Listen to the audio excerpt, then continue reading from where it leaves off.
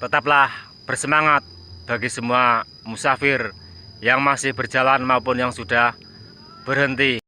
Dan bagi Kijoko Kendil, saya ucapkan jempol karena dia terlalu lama. Assalamualaikum warahmatullahi wabarakatuh. Alhamdulillahirabbil alamin. Hamdan yuafi ni'amahu wa yukafi'u masidah. Ya Rabbana lakal hamdu kama yanbaghi li jalali wajhil karimi wa azimi sultanik. Subhanaka la ilma lana illa ma 'allamtana innaka antas samiul alim. Amma ba'du. Sobat pemirsa Casi Bango dimanapun berada, semoga senantiasa dalam kondisi sehat walafiat, tak kurang suatu apapun. Pada kesempatan kali ini kami akan menanggapi tentang Joko Kendil yang sedang viral di media sosial tentunya. Namun sebelum kami melanjutkan obrolan kami, bila mana ada tutur kata yang salah dan kekurangan dari kami, tentunya kami mohon maaf yang sebesar-besarnya, karena kami tentulah manusia biasa, tak kurang dari luput dan kesalahan.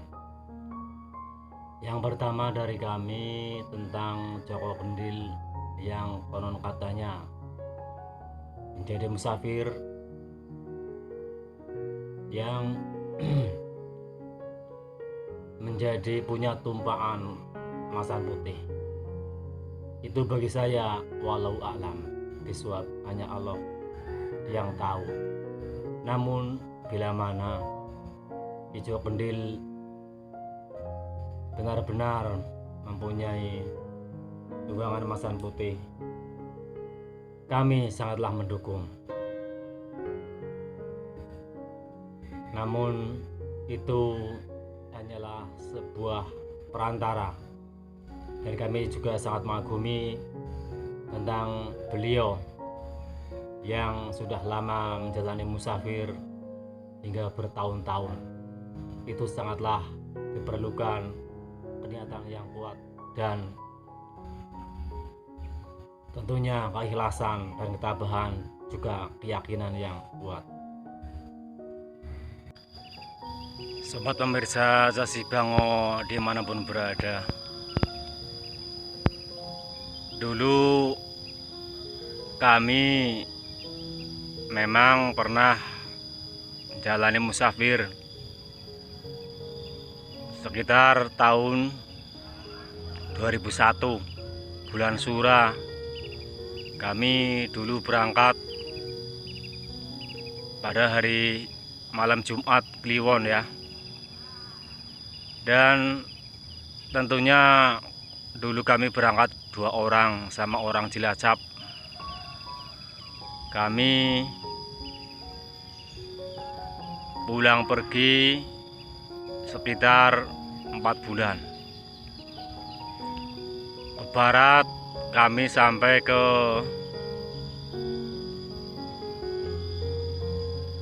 ujung kulon, yakni Banten ya. Banten sampai Sultan Hasanuddin, dan ke Jawa Timur sampai ke Sumeneb, makam Syekh Yusuf. Dan setelah itu kami memang dulu pulang, karena tujuan utama kami dulu menjalani musafir adalah Wali Songo. Namun kenyataannya kami melewati banyak makom yang dianjurkan oleh para ulama untuk singgah dan mampir mendoakan.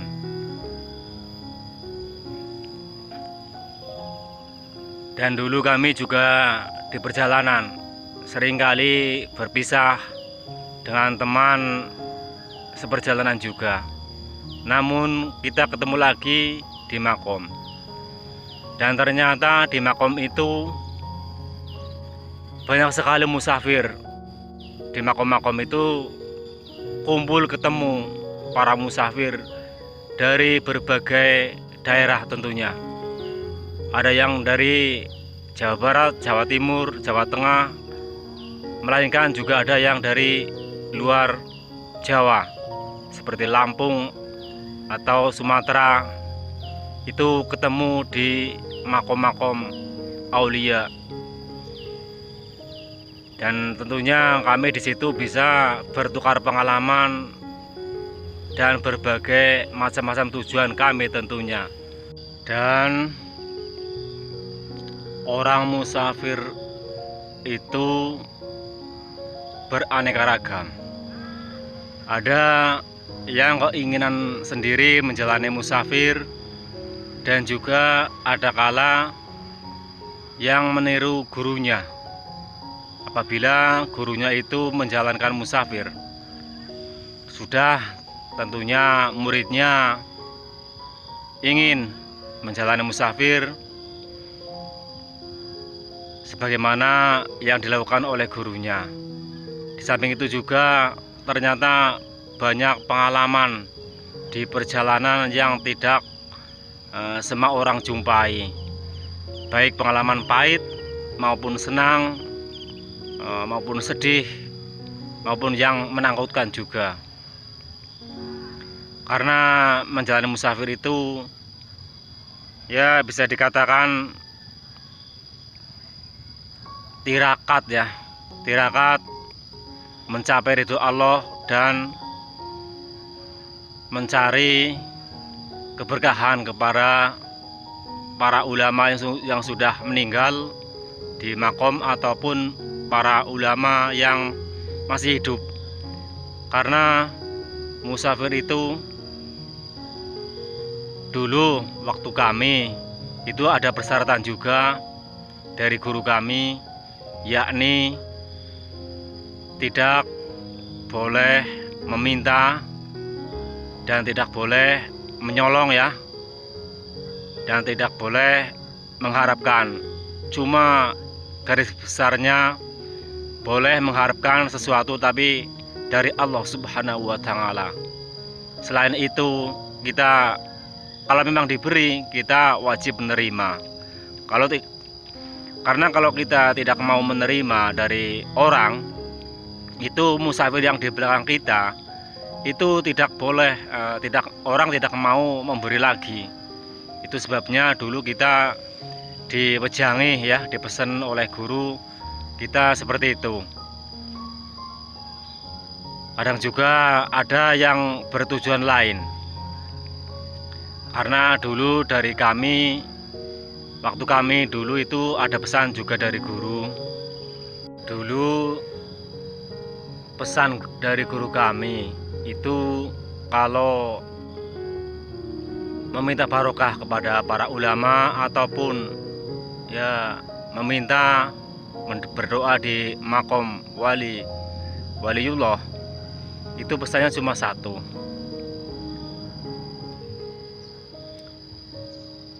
Memang dulu kami berangkat dari pesantren ya, pesantren Jawa Barat Langgansari. Dan dulu pesan guru kami adalah meminta ilmu yang bermanfaat, baik berdoa di makom ataupun waktu kita singgah di para ulama-ulama. Karena dulu kita juga menginapnya, tidurnya itu di masjid ataupun di musola yang di dekat jalan. Namun kita tetap minta izin, karena dulu kita juga membuat surat keterangan kelakuan baik itu dari RT, desa, kecamatan, kabupaten hingga ke kantor polisi. Karena di jalan itu enggak semudah yang kita bayangkan. Kadang kita menginap itu dikira orang yang enggak waras ataupun yang berniat tidak baik gitu. Jadi musafir itu betul-betul bekal kita harus penuh, baik bekal dari diri kita sendiri ataupun doa dari guru kita.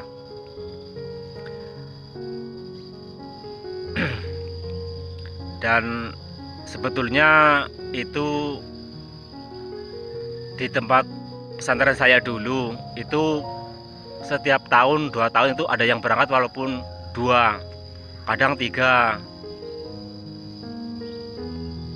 Tapi kalau memang itu yang mau berangkat musafir belum mampu, itu pesan guru belum boleh, kecuali dipandang dia sudah mampu, itu guru mengizinkan berangkat musafir.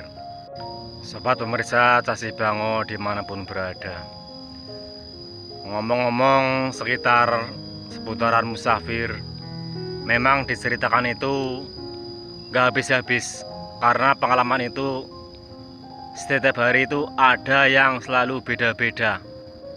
Dalam berjumpai seseorang di jalan itu banyak cerita yang tidak habis untuk diceritakan memang.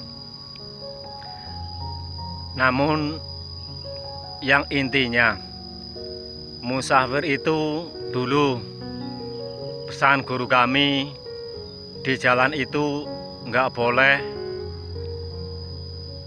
sambil ngobrol. Jadi dulu kami itu 2 orang, yang satu di sebelah jalan dan yang satu di sebelah kiri jalan. Kita ngobrol cuma waktu kita beristirahat. Kadang juga itu kita berpisah, dia belok di jalan sana, saya lurus. Lah kita berpisah, nanti ketemunya itu di Makom. Dulu kita juga pernah belum tahu arah kemana yang kita tuju. Kita cuma bawa peta ya, peta Jawa Tengah, Jawa Timur, dan Jawa Barat.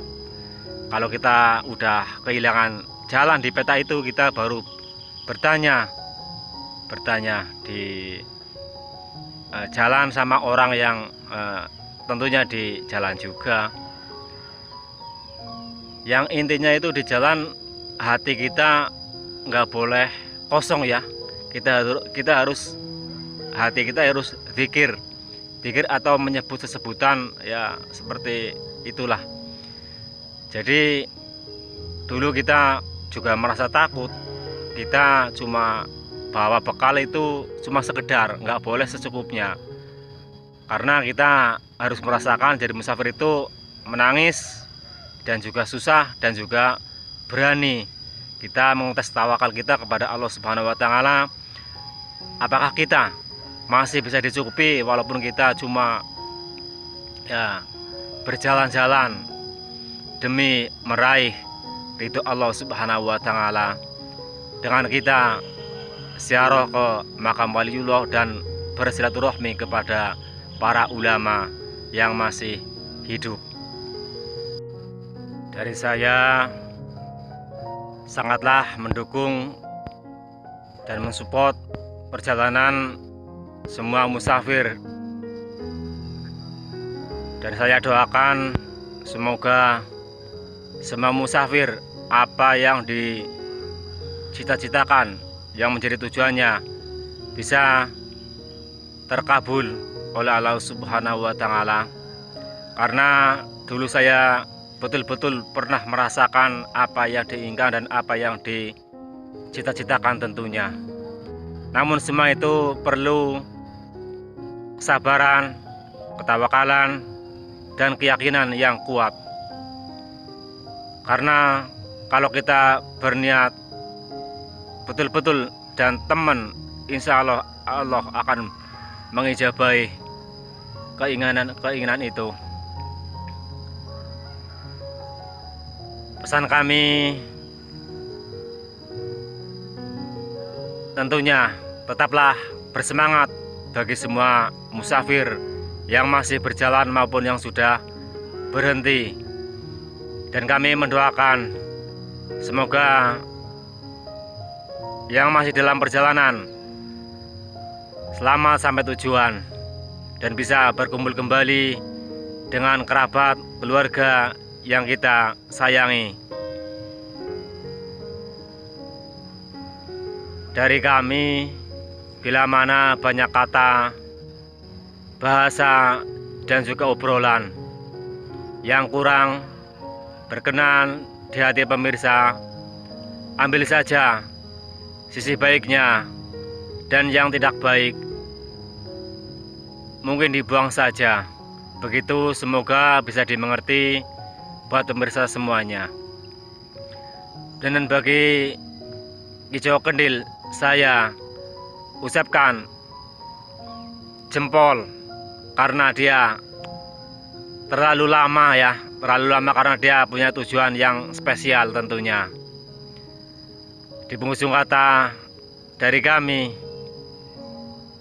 salam seduluran, salam santun, dan salam hormat buat pemirsa semuanya.